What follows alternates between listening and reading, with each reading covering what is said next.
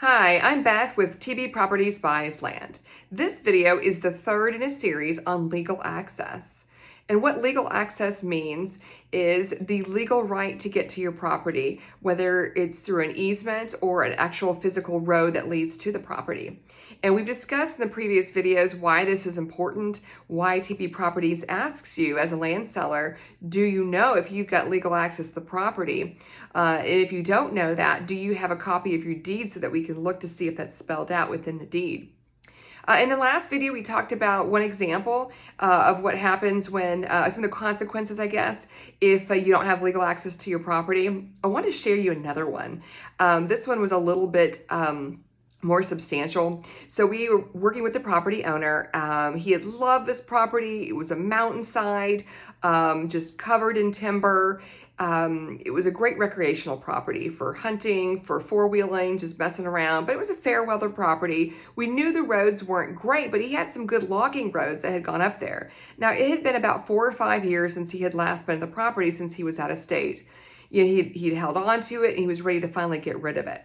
So we looked at the property, and what the title commitment came back after sending this to the title process was that they did not have legal access.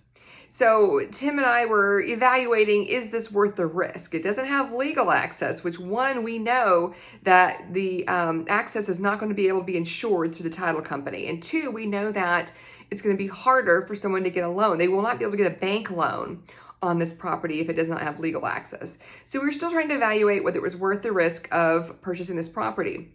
And we were doing some digging. We came to find out that these logging roads that looked really substantial on Google Earth, they had recently been decommissioned by the U.S. Forest Service. And what that means is that they didn't simply just put up a barricade, they tore up the roads. I mean, they were just totally torn up. There were no vehicles that could get across that road.